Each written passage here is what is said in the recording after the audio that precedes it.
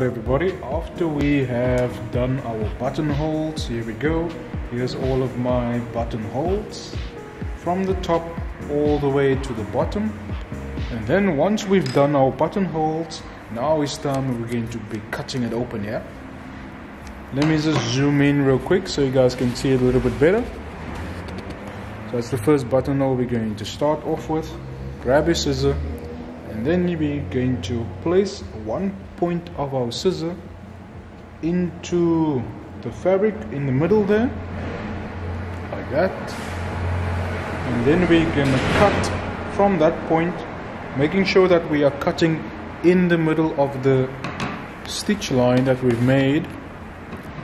Here we go, placing the scissor into the fabric there in the middle of that stitch line, and then the other point of the scissor, making sure that you're not cutting your finger, guys, because your finger is at the back there, and then just cutting into the fabric. You could also fold it a little bit, and you're just snipping it, yeah? Once you've done the first snip, then you can stick in your scissor again into the little snip that you made, cutting it all the way upwards. Snip, snip, snip, making sure that you're not cutting the stitches that you just made, yeah?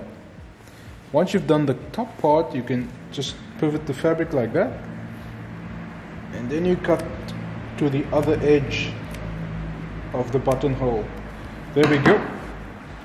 Everything's good, yeah? And then you can go ahead and start cleaning this out. You don't want to cut the stitch line, otherwise the fabric is going to unravel, yeah?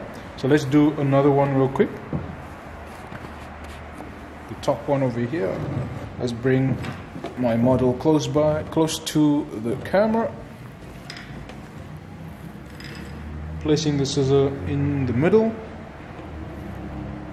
making the first snip. There we go. And then snip, snip, snip all the way to the top, not cutting through the fabric, and turning the fabric or the front of the shirt and cutting to the other edge, yeah? Snip, snip, snip. Alright, there we go. Let's zoom out real quick. So after you've done all your buttonholes, you want to line up the shirt again, overlapping the two center fronts, taking your pencil and start marking the points where the buttons is going to be. Alright guys, so after we've done all the snipping and we've made all our buttonholes like that, my fingers coming through the hole there, now it's time for us to mark where the buttons is going to be sewn on. So place your button stand one overlapping the other one, so the buttonholes of course be the one overlapping, making sure that it's this edge of the button stand connecting to the stitch line on the other button stand, yeah? Overlap it, and then take your pencil, stick it through the hole, in the middle of the hole, just making a dot, transferring the point to the other button stand, yeah? We will do this for all the buttonholes.